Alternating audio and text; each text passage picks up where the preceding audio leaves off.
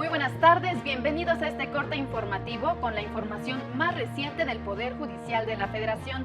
Hoy es miércoles 24 de abril de 2024.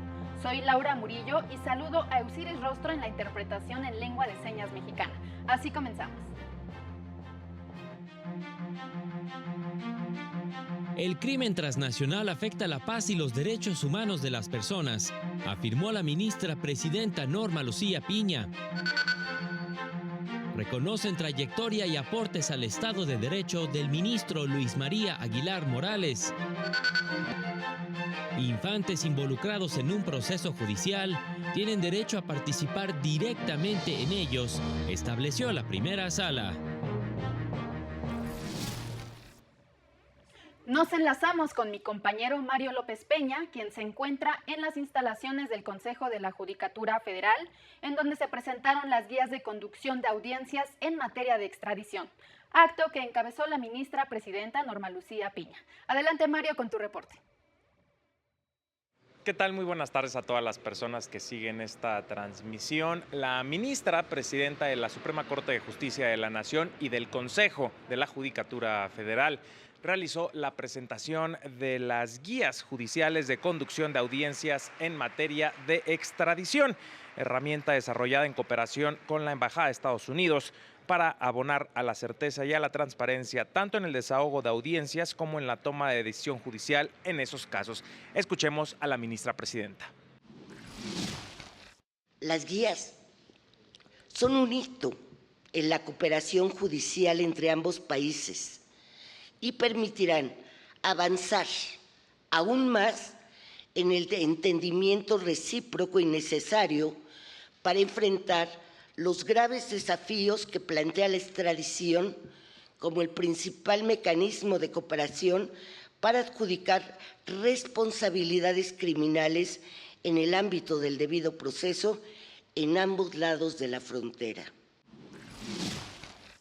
La ministra presidenta destacó que estas guías son un aporte necesario, dada la falta de actualización en el marco normativo vigente en esta materia. Los resultados que se presentan abonarán sobre los parámetros de actuación de las partes, lo que es especialmente necesario, dada la evidente desactualización de la Ley de Extradición Internacional del año de 1975, que todavía nos rige. El embajador de Estados Unidos en México, Ken Salazar, subrayó la importancia de avanzar en la eficacia de la labor judicial en casos de extradición y destacó la necesidad de fortalecer la cooperación con México para enfrentar el crimen organizado y la llegada de precursores de fentanilo en ambos países. No más con apoyo, porque siempre se le tiene que respetar la soberanía a México. Eso se tiene que hacer y eso lo vamos a hacer. Trabajar a la mano con Marina en los puertos para detener que lleguen los precursores que vienen de Asia, de China, a los Estados Unidos y a México. Es el reporte que les tenemos. Muchas gracias, Mario, por tu reporte y los detalles, por supuesto, en el noticiario nocturno.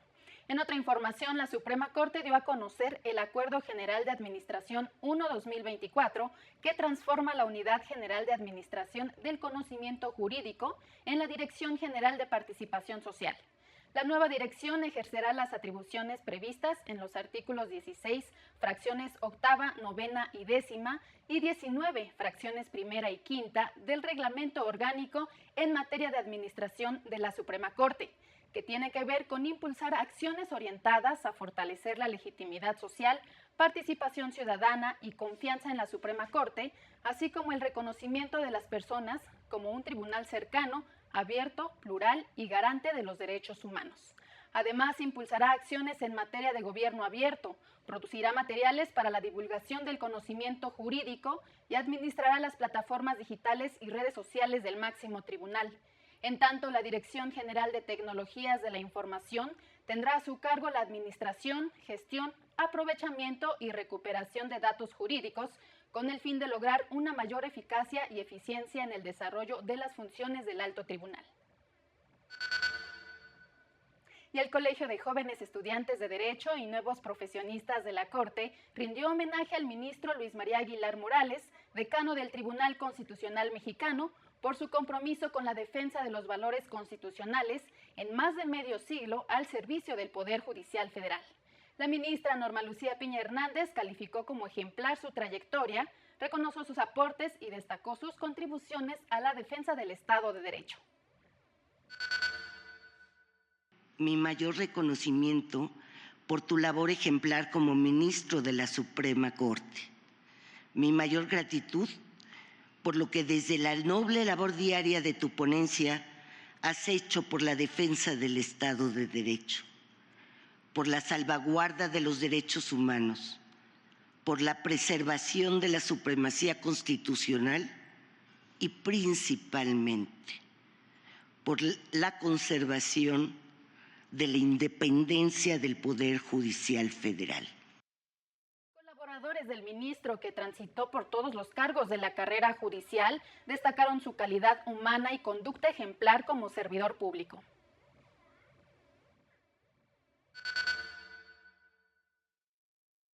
Que la carrera judicial del señor ministro don Luis María Aguilar Morales sea un referente de fortaleza, un bálsamo en nuestra alma, y que cuando tengan un día muy difícil, solo recuerden que don Luis María se mantuvo firme en alta mar y pudo vencer cualquier oscuridad con luz. Que hemos presenciado que detrás de ese gran juez hay un gran hombre congruente, que ha entregado toda su vida al Poder Judicial.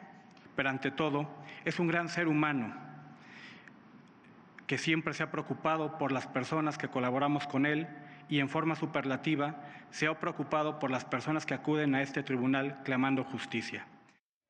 El ministro Aguilar Morales agradeció las manifestaciones de afecto y destacó la función que desempeña la Suprema Corte en beneficio de la sociedad. Tiene aquí uno la oportunidad de hacer sentencias reales que se cumplan y que influyen en la vida de todo nuestro país.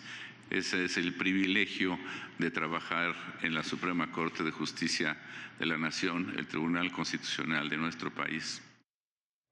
En otros temas, la primera sala de la Corte estableció que el derecho de las infancias a ser escuchados en procedimientos judiciales que les afecten directa o indirectamente, previsto en el artículo 12 de la Convención sobre los Derechos del Niño, no puede estimarse satisfecho de manera indirecta, es decir, a través de un informe rendido por el profesional de psicología que supervisó las convivencias con algunos de los progenitores. Se recordó que si bien la prerrogativa de la infancia a participar en asuntos en que se dilucidan sus derechos no es irrestricta, lo cierto es que para estimar respetado el derecho de la infancia a ser escuchado en el procedimiento en que se define su guarda y custodia, el infante debió ser informado sobre ello, externar su voluntad de participar, encontrarse asistida por un especialista en temas de infancia, así como por un representante que no constituya conflicto de intereses e incluso por una persona de su confianza. La segunda sala estableció como criterio que en términos del artículo 13, fracción segunda de la Ley sobre Refugiados, Protección Complementaria y Asilo Político, la solicitud de reconocimiento de la calidad de refugiado de una persona con doble nacionalidad debe analizarse preponderantemente ante la luz de la situación del país del que haya huido. Ello con el fin de determinar si su salida fue consecuencia de que haya estado en peligro su vida, libertad o seguridad por violencia generalizada, conflictos internos o perturbación del orden público. Análisis que debe realizarse con perspectiva de derechos humanos y enfoque de interseccionalidad para no obligarlo a realizar actos de migración que agraven su situación de vulnerabilidad. De confirmarse estos supuestos, se le deberá reconocer la calidad de refugiado. Pero si no se advierte una situación que ponga en riesgo su vida o libertad, deberá analizarse si es posible que retorne al país de cuya nacionalidad se ha rehusado a utilizar sin que se agrave su situación de vulnerabilidad. Las personas viven más vidas gracias a la literatura, por lo que para ser un buen juzgador o juzgadora hay que vivir tantas vidas como sea posible a través de los libros, aseguró la ministra Ana Margarita Ríos Farjat. En el marco del Día Internacional del Libro, que se conmemoró este 23 de abril, compartió algunas de sus lecturas predilectas, en especial la poesía, los ensayos filosóficos de Séneca y Sócrates, las novelas de Carlos Ruiz Zafón, así como la obra de Octavio Paz, Rosario Castellanos y Elena Garro. Yo abro un libro y cuando el libro me atrapa, los personajes me inspiran. Personajes firmes, que no buscan nada de reconocimiento hacia afuera o que no hacen las cosas así, sino de corazón. Todos los libros tienen el potencial de mostrarnos un ejemplo a seguir. Y el Centro de Estudios Constitucionales de la Suprema Corte y el Instituto de Investigaciones Jurídicas de la UNAM lanzaron la convocatoria para participar en el concurso de ensayo universitario 2024 dirigido a estudiantes de Derecho. Las temáticas serán las siguientes: el papel de las altas cortes en los estados constitucionales, la importancia de la independencia judicial en los estados constitucionales y división de poderes y control constitucional. Habrá premios en efectivo para los 3 primeros lugares y sus ensayos serán publicados en los medios impresos y electrónicos de la Suprema Corte y la UNAM. Los trabajos se recibirán hasta el 12 de septiembre próximo en el correo cscsjn@mail.scjn.gov.mx. Consulte más detalles en sus redes sociales. Hacemos una breve pausa, pero continuamos con más información.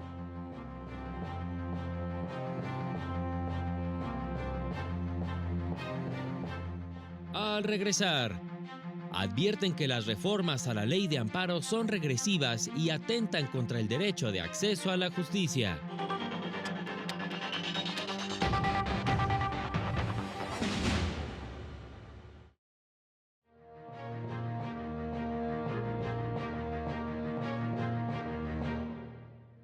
Y es momento de continuar con las noticias. Este jueves en la ciudad de Mérida se llevará a cabo la 5ª reunión regional a la que convocó la ministra presidenta Norma Lucía Piña Hernández en el Encuentro Nacional para integrar una agenda de seguridad y justicia desde el Poder Judicial Federal. En esta ocasión participarán usuarios del sistema de seguridad y justicia, operadores, especialistas y representantes de la sociedad civil de los estados de Yucatán, Campeche y Quintana Roo. Los interesados podrán participar hasta en 3 mesas con el fin de identificar los paradigmas que inciden en la estructuración de nuevos modelos de seguridad y justicia como espacios colaborativos, modelos orientados y comprometidos con la atención de los problemas de las personas. Y ya está disponible el nuevo episodio del podcast del Consejo de la Judicatura Federal, Reflexiones desde el Consejo, en el que la directora de la Unidad de Asesoría Jurídica de la Defensoría Pública, Ana Mercedes Sáiz Valenzuela, explica el apoyo y defensa que brinda la institución a niñas, niños y adolescentes. Creo que es una responsabilidad social compartida, porque todos debemos velar, todos y todas, que los derechos de los niños y niñas sean respetados. Y para eso los tenemos que reconocer, salirnos de este paradigma adultocentrista y reconocerles como sujetos de derecho. Puede encontrar el podcast Reflexiones desde el Consejo en la plataforma de música Spotify y en el canal de YouTube del Consejo de la Judicatura Federal. En otro tema, la Sala Regional Jalapa modificó la sentencia del Tribunal Electoral de Quintana Roo, que confirmó el acuerdo del Instituto Local, que desechó la queja que presentó el PRD en contra de la presidenta del municipio, Benito Juárez, y diversos medios de comunicación, por una supuesta cobertura indebida, promoción personalizada y uso indebido de recursos. La Sala reconoció que el Tribunal Electoral de Quintana Roo no fue exhaustivo en su resolución, pues no atendió la violación al interés superior de la infancia en la propaganda denunciada, en la que se observa la imagen de niñas, niños y adolescentes, lo que daría lugar a un nuevo procedimiento especial sancionador. En consecuencia, en el proyecto se explica que corresponde al Instituto Electoral de Quintana Roo pronunciarse sobre la apertura de un procedimiento especial sancionador con la finalidad de constatar que se garantizaron los derechos de las niñas, niños y adolescentes que aparecen en las publicaciones que formaron parte de la denuncia.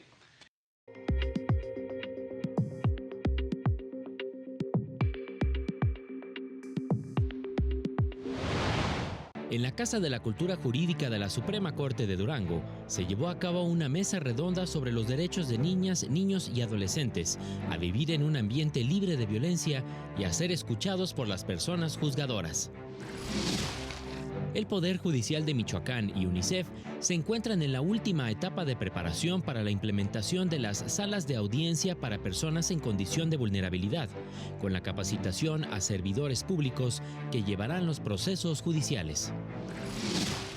La magistrada presidenta del Poder Judicial de Oaxaca, Berenice Ramírez Jiménez, se reunió con autoridades de seguridad del Estado para dar seguimiento a las órdenes de protección, traslados de personas privadas de la libertad y quejas de los órganos jurisdiccionales.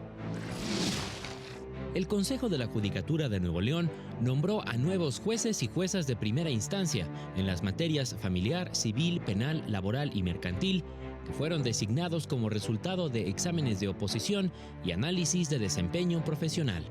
Para el canal del Poder Judicial de la Federación, Jesús Daza. En otra información, diversas agrupaciones de abogados se manifestaron en contra de las reformas a la ley de amparo, pues advierten que la suspensión debilitará los derechos de todas y todos. La Asociación Nacional de Abogados de Empresa advierte que de entrar en vigor dicha reforma, que modifica los artículos 129 y 148 de la Ley de Amparo, toda vez que se tiene prevista su aprobación este miércoles en la Cámara de Diputados, existen argumentos suficientes para sostener su inconstitucionalidad ante el Poder Judicial Federal, pues consideran que el prohibir la suspensión contra normas con efectos generales viola el principio de progresividad y no regresividad de los derechos fundamentales. Además, la eliminación del último párrafo del artículo 129 restringe de manera injustificada la potestad de los juzgadores para ponderar entre los derechos de la parte quejosa y el interés social. Precisa que la reforma persigue una motivación política, beneficiar un programa de gobierno en detrimento del derecho de la ciudadanía a defenderse contra abusos de autoridad. Por su parte, el Consejo Nacional de Litigio Estratégico indicó que dicha reforma implica un claro retroceso en materia de acceso a la justicia y de protección de los derechos humanos, pues vulnera el derecho a la justicia de los más necesitados. Además, limita la capacidad de los jueces para actuar como contrapesos para garantizar la protección de los derechos humanos contra actos de autoridad que los transgreden. Hay que aclarar que justamente en estos momentos se discute el dictamen en el Pleno de la Cámara de Diputados. Y al respecto, un juzgado de distrito con residencia en la capital del país admitió a trámite un amparo promovido por diversos colectivos y organizaciones por el retiro de 4 memoriales que fueron sembrados frente al Palacio Nacional por los familiares de diversas personas inmigrantes declarados desaparecidos. El retiro de los memoriales se llevó a cabo el pasado 15 de marzo por instrucciones presuntamente del presidente López Obrador. El amparo se promovió porque consideran que el retiro de los memoriales violenta sus derechos humanos a la memoria, a la protesta, a la manifestación y a la legalidad y seguridad jurídica. Al admitir la demanda de amparo, el juzgado de distrito ordenó resguardar los memoriales para evitar que el gobierno federal los destruya, lo que consideraron un primer paso para garantizar el derecho a la memoria de las familias que buscan a un ser querido desaparecido. Así concluimos esta emisión. Soy Laura Murillo y lo invito a mantenerse en la señal del canal del Poder Judicial de la Federación. Siga a las 19:30 horas nuestro avance informativo y a las 8:30 de la noche el noticiario nocturno. Agradecemos su atención, que tenga una excelente tarde.